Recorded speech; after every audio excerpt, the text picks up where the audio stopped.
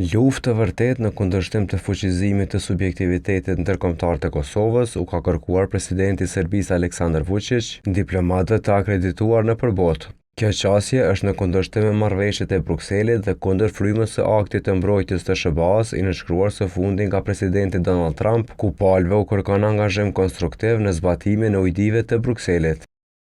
Kryeministri në detyrë Albin Kurti ka thënë se normalizimi i marrëdhënieve nënkupton njohje të ndërsjellë. Në një intervistë për agjencinë e lajmeve AFP, Kurti ka deklaruar se Kosova dhe Serbia duhet të normalizojnë marrëdhëniet duke i zbatuar marrëveshjet.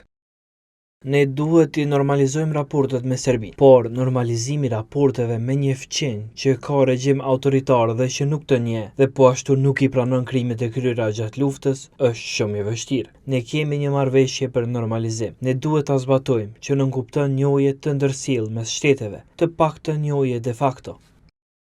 Vučići në konferencën vjetore me ambasadorët e Serbisë dramatizoi me njohjet e fundit që i erdhën Kosovës. Ai tha se përfaqësuesit e Serbisë nuk mund ta ndryshojnë faktin se Kosova është pjesë e Serbisë dhe se kjo asgjë mund të vihet në diskutim.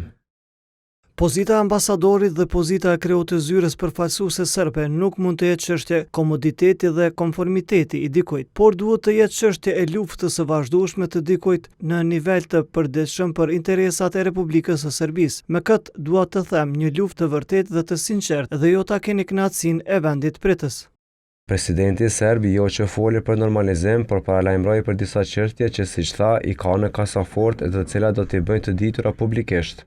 Ai ka folur sërish për aleancën ushtarake mes Kosovës, Shqipërisë dhe Kroacisë, duke ju referuar mundësisë së vazhdimit të konflikteve në rajon.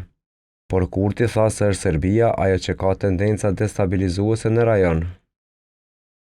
Ka shumë lidhje mes dy shteteve, dhe nëse Rusia vendos ta destabilizojë rajonin, në marrjen e saj drejt Evropës perëndimore mund të llogarisë në Serbinë si aleat, dhe kjo është shqetësuese për shtetin tonë. Por ne po punojmë me partnerët tanë për të parandaluar një gjë të tillë. Serbia më herët ishte drejtuar edhe me një letër Brukselit, përmes së cilës deklarohet se nuk e zbaton pjesën e marrëveshjes që u referohet antarësimeve të Kosovës. Kosova dhe Serbia u dakorduan në vitin 2023 për marrëveshjen bazë dhe aneksin e Ohrit. Edhe pse nuk është nënshkruar, Brukseli që lehtëson dialogun mes Kosovës dhe Serbisë insiston se ajo është obligative për palët në rrugën drejt integrimit në Bashkimin Evropian.